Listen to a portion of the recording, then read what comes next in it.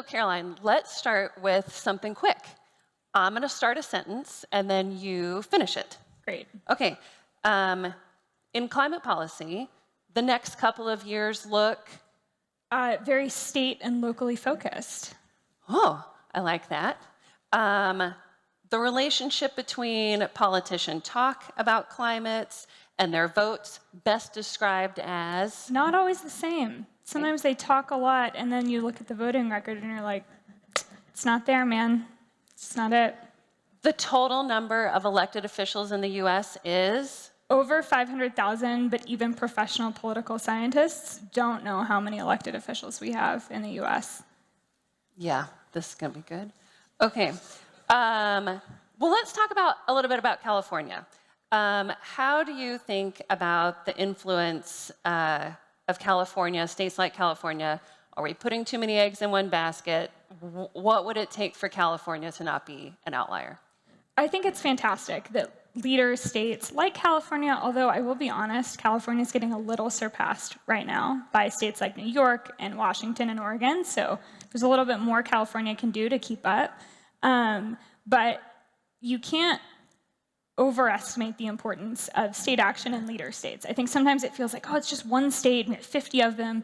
California's top 10 world economy. Many of our states actually in the US are top world economies. And sometimes we forget that, and I think focus can get on the national level. But if you perhaps are wanting to pay less attention to the national level right now for whatever reason, you can dial into some of the great work that states like New York and Washington and California, but also like New Mexico and Illinois and Minnesota and Michigan are doing to create the clean energy economy and solve climate change, which is great. I'd like to talk about time horizons a little bit because, there's a difference between policy enacted, policy enabled, there's a gap there. And so I'm curious how you think about time horizons and maybe more specifically, like how much damage can one politician do? How much opportunity does one politician have? And I just want to say, we're not talking federal. Climate Cabinet works in state and local. So I'm talking state and local. Yeah, so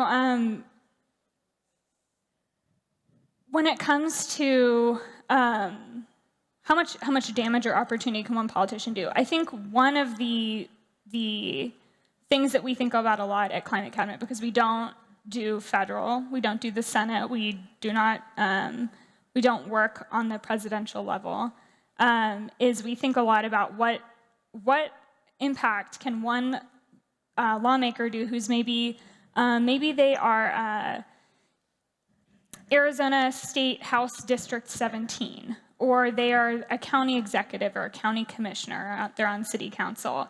Some of these electeds, there are 500,000 of them in America, which is an astonishing number, and some of these electeds have huge outsized impact relative to kind of what you think about when you hear about them. So for example, there are many cities in America, but some cities run their own utility within the city. Phoenix is not one of them, but there are great cities, like, for example, Columbia, Missouri. They actually sign their own power contracts. So there are these opportunities throughout the US where we have state and local leaders who have incredible climate impact. And then every state and local leader controls things like zoning. Are we building dense, affordable, and walkable communities, or are we building communities where you have to sit 2 hours in traffic to get to your job or to go see your friends? And that's a place where state and local leaders have a lot of impact. And that's really what I care about. It's what I spend a lot of my time focusing on every day. Well, great. So what are some of the things that are going well? We actually have a lot of things going well right now on climate policy, which is strange to say given the national news. But we have actual, real climate policies moving forward in several states.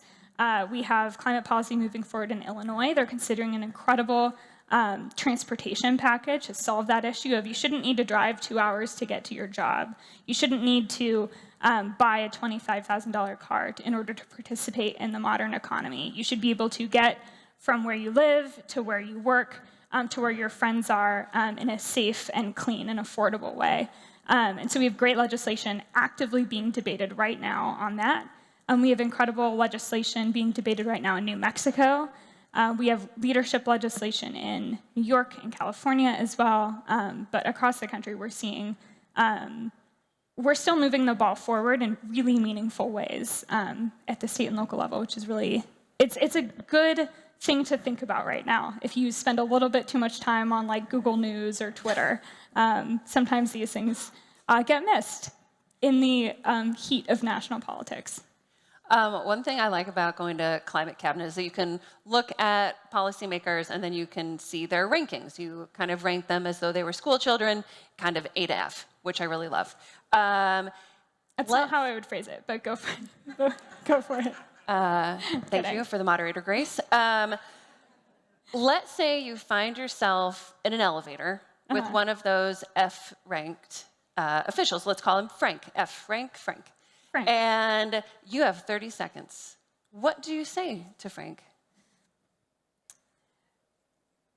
I think you can say a lot to somebody with maybe, if you think about all of the votes that a politician takes from, and you rank them and say 0, that F score, they're voting pro-climate 0% of the time. And maybe 100, they're voting pro-climate 100% of the time. You can probably work with people on different pieces of legislation from like 40 to 100. Once you get that below 40 number, it becomes challenging. There are some interesting bills moving forward on grid modernization and grid security you could talk to someone about. You could talk to somebody about, maybe you could talk to somebody about clean energy investments. But if someone has an F score, it's actually quite challenging to start a conversation, even if you frame it in terms of business sense or clean energy. So one thing you could talk to them about is like efficiency bills can sometimes work, but I'm hesitating because it actually is quite challenging to talk to someone with an F score. You get into like a D score, or a C, you start being able to have really fruitful conversations that talk about, okay, but how many jobs can we bring into your district? That's exciting. When somebody is, unfortunately, we have a rise of pretty extreme politicians who are kind of ranking in that really low category. And for those folks, what I tend to think of is who's running against you in the next election, and I'm interested in getting to know them instead, perhaps. Okay, this is great, because I've been so curious, like, do you want to spend your time maintaining the A's or trying to make the F's D's? Yeah, you can, there's a lot of kind of education and community and coalition work you can do with folks who maybe aren't doing so well on their climate score, on voting on climate change. One example that I've seen be really successful is you can do tours of existing facilities that exist in or near their district. So arranging kind of lawmaker tours saying, here's the businesses that we're building in your district that are creating real jobs for people who live here. Making it as tangible as possible and not some hypothetical can really help.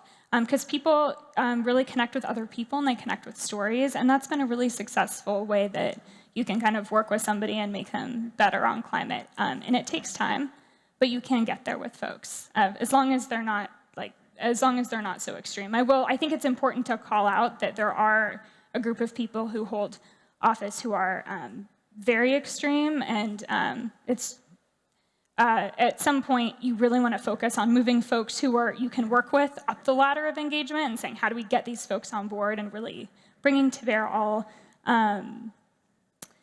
how this helps. We heard Mayor Gallego talk about water and water quality in Arizona. How can this physically improve lives, and having tangible, hands-on experiences that illustrate how that's beneficial. I think we're seeing some of that with the federal, like Inflation Reduction Act defense, arranging actual tours of here are the jobs created, here's how the tax money from this new clean energy facility is actually benefiting your school district. Things like that. I'm going to close with one wish. We're going to call it magic inbox, like a magic email inbox. That sounds dreamy. And let's say you have this great conversation on stage. You walk off, you check your phone, you open your email. It's the big one. This is the email you've been waiting for. What is the subject line? Who is it from? think the most exciting emails I'm going to get this year really are around, I would really love to see some of these states showcase. I think what my Mayor Gallego queued up so beautifully for us in this conversation was there are places across the country where climate leaders are making real, tangible change. And so the emails I'm most excited to get are, Illinois has passed this incredible piece of climate legislation. Here's how it builds clean energy jobs. Here's how it helps with transportation. I'm excited to see what policy developments we got out of several states. I want to see, like, HB 2143 has passed, the governor has signed it, it's going into law. Here's how much pollution we're going to reduce. Here's how many fewer kids will get asthma from that. Here's the number of clean energy jobs we'll create. And here's how it's really making people's lives better. Love that.